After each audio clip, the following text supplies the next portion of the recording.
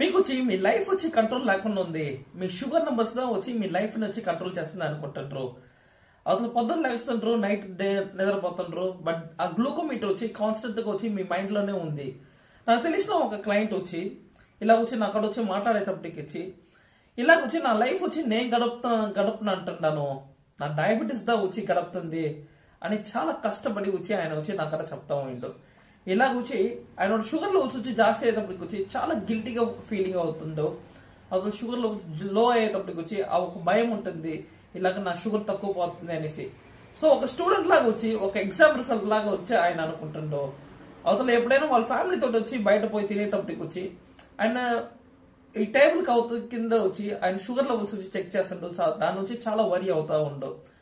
So ఆ real suffering వచ్చి diabetes అనేసి.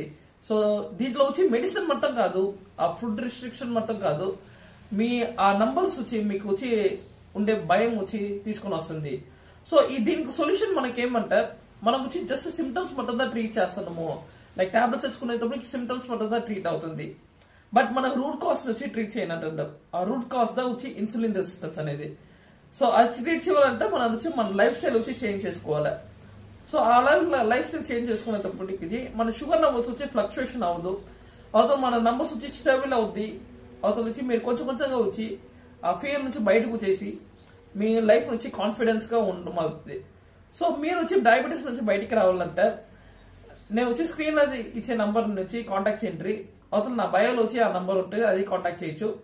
అప్పుడు వచ్చి నేను వచ్చి మీకు వచ్చి గైడ్ చేస్తాను, అంటే షుగర్ వచ్చి బయటికి రావాలి.